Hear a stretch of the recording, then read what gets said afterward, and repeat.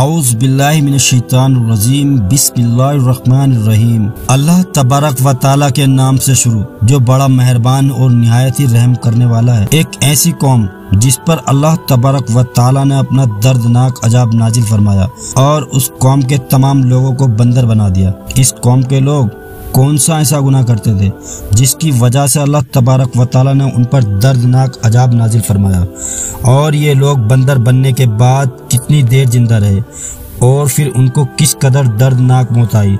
جب یہ لوگ بندر بن گئے تو یہ لوگ اپنے عزیز و اقارب کو دیکھ کر ان سے کیا کہتے تھے؟ اور کیا آج کے دور میں پائے جانے والے بندر اسی قوم کی نسل میں سے ہے؟ ان تمام سوالوں کے جوابات قرآن اور حدیث کی روشنی میں آج کی اس ویڈیو میں ہم آپ کو بتائیں گے، لہٰذا آپ سے گزارش ہے کہ ہماری اس ویڈیو کو انت تک ضرور دیکھیے۔ انسان کے بندر بننے کی ابتدا حضرت داؤد علیہ السلام کے دور سے ہوئی۔ اس واقعے کا وستار کچھ اس پرکار ہے۔ حضرت داؤد علیہ السلام اور ان کی قوم سمندر کے کنارے ایلی نامی گاؤں میں رہتے تھے اور ان کی تعداد 70,000 کے قریب تھی۔ یہ قوم بڑی ہی خوشحال تھی، اللہ تبارک و تعالیٰ کی فرما بردار قوم تھی۔ اس قوم کو اللہ تبارک و تعالیٰ نے بے شمار نعمتوں سے نوازا تھا۔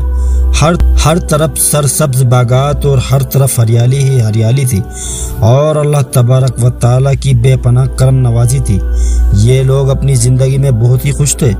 حضرت داؤد علیہ السلام کی قوم جو سمندر کے کنارے رہتی تھی، جو اللہ تبارک و تعالیٰ کا ان پر یہ خاص قدم تھا کہ سمندر کے کنارے پر بے پناہ مچھلی آتی تھی، جن کا یہ لوگ کاروبار کرتے تھے اور بہت ہی خوشحالی والی زندگی گزارتے تھے۔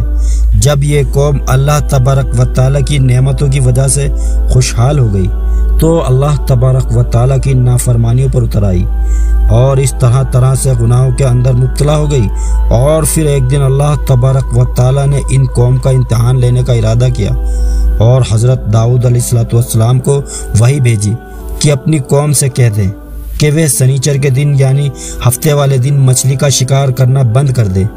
اس طرح اللہ تبارک و تعالیٰ نے حضرت داؤد علیہ السلام کی قوم پر ہفتے والے دن مچھلیوں کا شکار حرام فرما دیا، اور پھر یہاں سے اس قوم کی بربادی شروع ہو گئی۔ حضرت داؤد علیہ السلام نے اپنی قوم کو بتایا کہ اللہ تبارک و تعالیٰ نے ہفتے والے دن مچھلیوں کے شکار کو حرام قرار دے دیا ہے، تو وہ لوگ بہت ہی زیادہ پریشان ہو گئے اور ساری قوم سر پکڑ کر بیٹھ گئی، کیونکہ ہفتے کا ہی دن تھا جس میں مچھلیاں وہاں پر کردار میں آتی تھی اور خود بخود کنارے پر آ جاتی تھی، اور باقی دن ایسے تھے کہ بہت کم اور نہ ہونے کے برابر مچھلیاں پکڑی جاتی تھی۔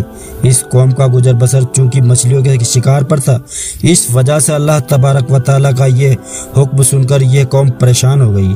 یہی نہیں جانتے تھے کہ اللہ تبارک و تعالیٰ کی طرف سے یہ ایک آزمائش ہے۔ پھر ایک دن شیطان نے ان کو برگلا ڈالا کہ سمندر سے نالیاں نکال کر خشکی میں بڑے بڑے حوض بنا لیے جائیں۔ جب ہفتے والے دن مچھلیاں آئے گی تو نالیوں سے ہو کر ان بڑے بڑے حوض میں آ جائیں گی، اور اس طرح پھر نالیوں کا منہ بند کر دیا جائے، اور پھر اگلے دن یعنی اتوار والے دن ان کو پکڑ لیا جائے۔ شیطان نے اس قوم کے لوگوں کو برگلایا کہ اس طرح ہم ہفتے والے دن شکار سے بچ جائیں گے اور مچھلیاں بھی ہاتھ آ جائیں گی اور پکڑی بھی جائیں گی۔ بہت سے لوگوں کو یہ ہلا بازی اچھی لگی اور انہوں نے ایسا کرنا شروع کر دیا۔ سمندر کے چھوٹی چھوٹی نالیاں نکال کر بڑے بڑے حوض میں ڈال دی، جس کے ذریعے واپر مقدار میں مچھلیاں ان حوض میں داخل ہو جاتی تھی۔ اس قوم کے کچھ لوگوں کو شیطان کا یہ ہلا بہت پسند آیا، لیکن اس قوم نے یہ نہ سوچا کہ جب مچھلیاں سمندر میں حوض میں آ کر قید ہو گئی تو پھر مچھلیوں کا شکار ہی ہو گیا نا، اس لیے یہ شکار بھی ہفتے والے دن قرار پایا جو اللہ تبارک و تعالیٰ نے حرام کر دیا تھا۔ اس موقع پر یہودیوں کے 3 گروپ ہو گئے۔ کچھ لوگ ایسے تھے جو شکار کے اس شیطانی ہلے سے منع کرتے تھے اور ناراض و بیزار ہو کر شکار سے بچ رہے تھے، اور کچھ لوگ اس کام کو دل سے برا جان کر خاموش رہے، لیکن انہوں نے شکار نہ کیا اور دوسروں کو منع بھی نہ کرتے تھے، بلکہ یہ لوگ منع کرنے والوں سے ہی یہ کہتے تھے کہ تم لوگ ایسے قوم کو نصیحت کرتے ہو جنہیں اللہ تبارک و تعالیٰ عنقریب ہلاک کرنے والا ہے اور ان پر اپنا دردناک عذاب نازل فرمانے والا ہے۔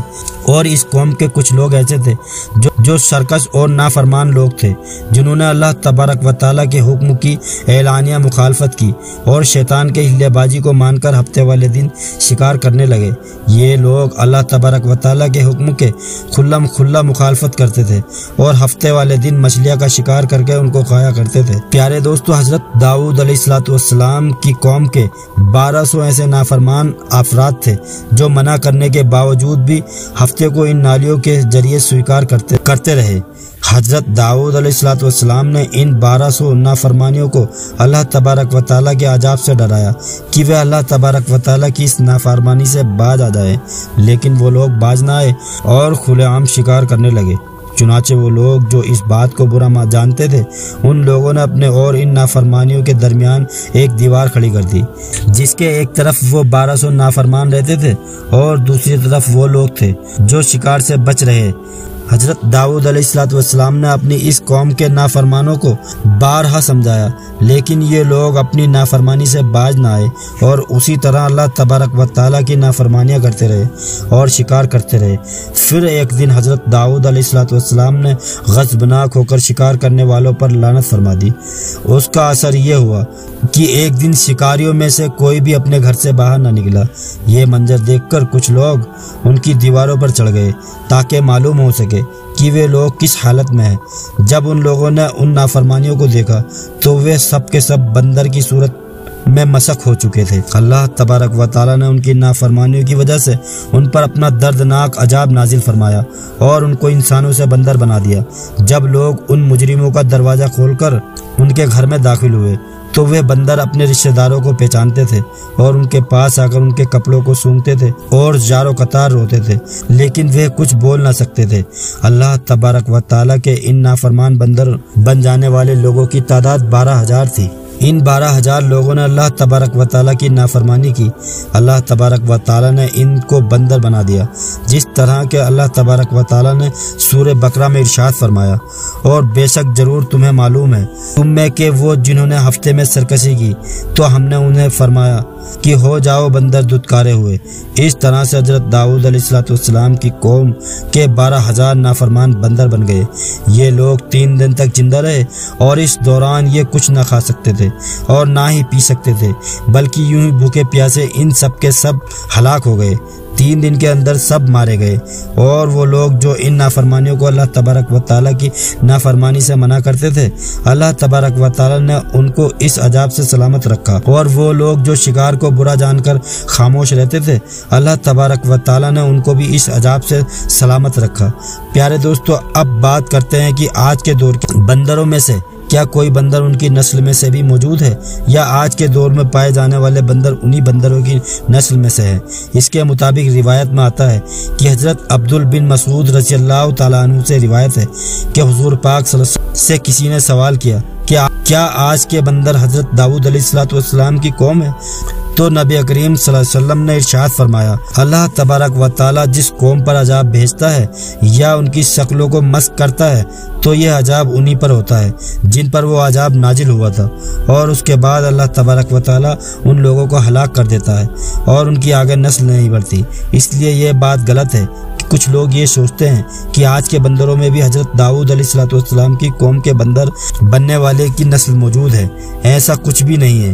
وہ لوگ صرف اور صرف 3 دن زندہ رہے، اس کے بعد سب کے سب ہلاک ہو گئے، اور اللہ تبارک و تعالیٰ نے اس قوم کے نافرمانوں کو صفائے ہستی سے مٹا دیا۔ دوستو، اگر آپ کو ویڈیو اچھی لگی ہو تو ویڈیو کو لائک کرو اور زیادہ سے زیادہ شیئر کرو۔ اس طرح سے اسلامک واقعات سننے کے لیے ہمارے چینل کو سبسکرائب کرو۔